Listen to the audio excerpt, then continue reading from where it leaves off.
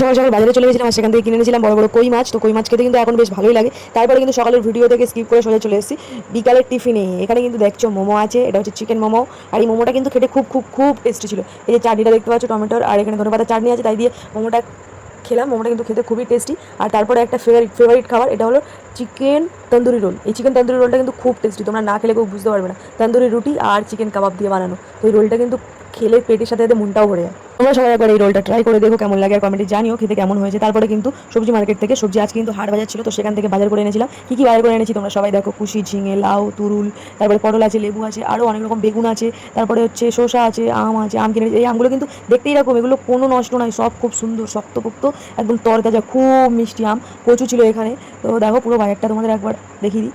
আগেরকার লোকেরা কিন্তু এভাবে ধামাই করে বাজার করতে যেত। তো আমার এই স্টাইলটা খুব খুব মানে ইচ্ছে ছিল করার, পছন্দ ছিল। তো সেই জন্য আমি কিন্তু বাজারে এনে আগে এই ধামাটাই সাজাই, খুবই ভালো লাগে আমার। তোমাদের কার ভালো লাগে কমেন্টে জানাও। দেখা হচ্ছে নেক্সট ভিডিও।